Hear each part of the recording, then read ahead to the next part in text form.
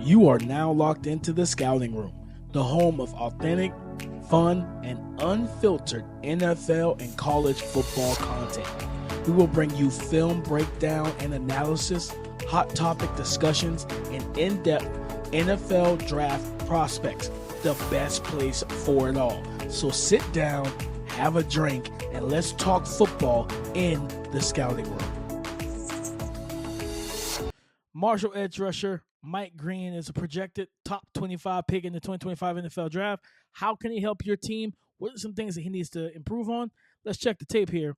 And we're going to start with the run defense, right? You're going to have him, and this is a position I don't really want to see him in much, right? You see him splitting the gap, right? Standing in the gap between the left tackle and left guard. He's not an interior defensive lineman. He's not a stand-up interior defender.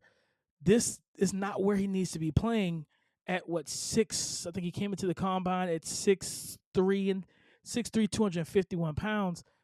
This is not a defensive end, guys. But let's watch how this play plays out. And you see him, he quickly swims. So this is a one-on-one with the left tackle. Yes, he can quickly swim around that guy and win with quickness. But then you got the guard pulling, and then they use the tight end to help seal him. And what does that do? That gives the running back an alley to hit. And just being able to not putting your guys in advantageous situations is a coaching misstep, in my opinion. Now you have him here outside shade of the tackle, kind of head up in the sense of the H-back, the tight end that's off the ball here. And you get one-on-one with the tackle, with the left tackle, and it's just the inability to completely shed. Yes, he's able to make a powerful move and kind of try and toss the guy in an attempt to shed, but I want to see more urgency. Read it, understand where the ball is, which he does a good job of. He tries to pull, or push, pull, or just pull that tackle out of the way. But, of course, you got the tier offensive line beside him going down, so that could have hurt the rep in general. But look at it. The tackle is still attached. The tackle is still attached, and he doesn't get attached until he says the rep is over. You want to see him just do a little bit better of that. Now, outside again, you see him basically attack the chest of the left tackle. Left tackle latches on, and this is something where, in my opinion, trying to play the speed to power game, that stuff, what you do as a pass rusher typically doesn't work as a run defender. You can't speed to power your way through NFL offensive linemen. You're going to need some more nuance than this, and watching him against Virginia Tech on these clips here, struggle to detach from blocks is a little bit concerning. This is where you go see him thrive, right? He has a very high motor. So you're talking about him as a backside run defender, unblocked. With the QB zone read off of the motion, turns into like almost a veer power play, and he chases it down backside and helps make a gang tackle here. Those type of things you expect him to excel and thrive on. Now, again, on the outside, I love this, right? Punish the puller. He does a good job. Let's rewind that back just a second. This is stuff that you want to see. When they pull a guard or into your offensive lineman, punish him. He punishes them, and the ball carrier doesn't like it. He's not happy about it. The running back understands that, man, that was supposed to be my kick-out block. That's supposed to be the block. If he seals that, now I can take it up the hash wide open. No, he does a good job. Mike Green uses the speed, closes the space, attacks with power. You'd like to see that type of stuff against pulling guards. Not so much trying to do that against tackles. Here, when you talk about the split flow action and the usage of it in college, and you see it in the NFL as well, you got that backside tight end working behind the line of scrimmage, behind the offensive line as a slice blocker, and the speed and explosiveness to beat that guy who's running with momentum in your direction. Let's watch how quickly he gets past him, and look at the reaction of the slice blocker. It's like, oh, I missed him. I missed the guy. And he makes the tackle in the backfield for a minimal gain. Now let's get into what he brings as a pass rusher, right? Against Ohio State, big time competition. Look at the quick swim. Look at the ability to clear a tackle on an island. I think that's where he's most dangerous. Kind of that wider set a little bit, not so tightly confined and aligned to the line of scrimmage where it's a short distance. Right now, he gets a runway, and with the runway, he can stress and threaten inside and out. So he catches this tackle who's kick stepping, getting into his drop. He attacks the inside leverage makes him try to redistribute his feet. Look at the position the tackle is in here, guys. The tackle is head, shoulders over toes, right? Not head, shoulders, knees, and toes. Head, shoulders over toes. He's bending at the waist. His feet aren't settled. And what does that allow him to do? Beautiful spin. Let's play that in full speed. Beautiful spin. Stem it inside, spin back out, then chase the quarterback down, make the tackle. Love to see that type of stuff.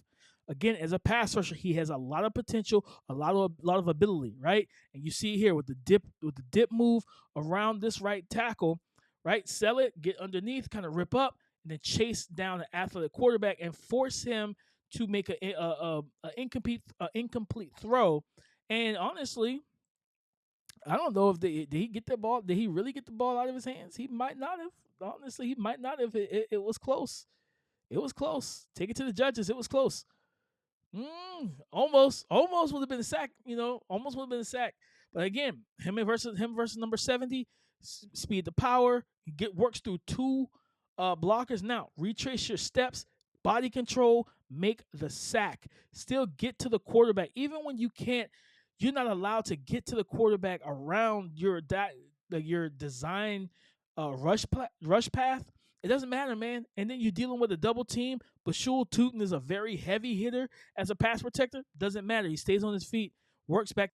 He tries to, here on this play, he tries to kind of club, rip, in a sense, against the left tackle here. I will say this. He tested well, outstanding athlete. I do believe that there is a little bit of rotational stiffness, if you will, with the Mike Greens. You see him here. He's kind of springing up. He's not cornering, right? He's not dipping and then turning and rotating to the corner, but he does a good job getting his hands up, take away, and get into the passing lane, take away the quick pass, then spin around, retrace your steps, get a second, third rush, and then staying with the play. He does not give up, guys. He does not give up. And you think about defensive coordinators and D-line coaches, they're loving this head coach. You can't coach effort, right? He can't coach effort. And I think he brings all of that to the table. Now, another situation, kind of long arm. You just like he's got one arm attached to the right tackle, right? So you see him get that right hand in, right? Long arms, create that separation. Good speed to power maneuver here to where he can have his eyes peeled right down the line on the quarterback, but you got to get that arm free. Can't get it free. Good job by the quarterback to have that sixth sense, then get out of the pocket. Kyron Jones is one of the best escape artists and dual threat quarterbacks in the country. Here, he tries to spin move again, but it's just so labored. It's slow. It's labored. He doesn't look at this. Look at the steps here. I don't like this. I'm not a fan of it. Like on the first spin move on the first spin move we showed earlier, he attacked the inside shoulder to then open up the outside spin. He telegraphed this from the moment he came off the ball, it seemed like. That tackle knew what time it was. His steps are choppy. There's no intention with the steps. And he tries a slow spin move, and it gets nowhere. Then he tries to speed the power. Still gets nowhere. You got to have intention with every move that you make at the next level. Here, against that left tackle again, inside move. Look at the suddenness, guys. Look at the suddenness here. 1-2 outside. That's what I talk about, stemming to a direction. Intention with the steps. Stemming your rush, just like a receiver with your route. Stems it outside, gets him to move his feet laterally on the outside. Let's remind it back up just a little bit here. Stem it outside, get him to move his feet laterally, open up that space, because his bumper, the guards are bumpers on the interior, right? Centered as well. For the guy that's playing on the inside, the right or the left shoulder, depending on which tackle it is, he's away from his bumper, right? And he works inside, real quick, sudden move, gets to the quarterback. He's just one of the best escape artists, man. One of the best. Let's show this again, full speed. Sell it, about 2.5 steps upfield, makes the cut, crossface. Love to see that type of stuff, guys. Here, again, trying to, like, his motor is outstanding. He's going to keep working. He's trying to chase the quarterback. I just feel like sometimes you can tell when guys just don't really have a true plan and they freelance it a little bit.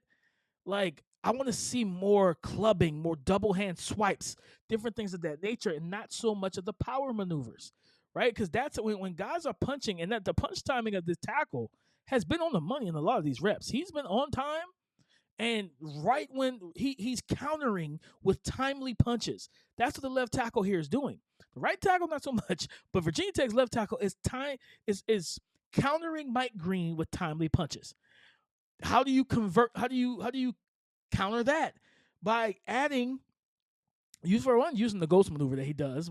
I think it should be in this film, but also like you see him kind of trying to go speed the power, tries to run through the guy, just does not work here. But against guys that had again timely punches, like once you close the space, he gets his hands on you. I want to see better. I want to see more from him from a finesse standpoint. Use those double hand swipes. Use the club rip maneuver. Use the club, the cross chop. Develop all of those different finesse counters, and your game is going to go to the next level.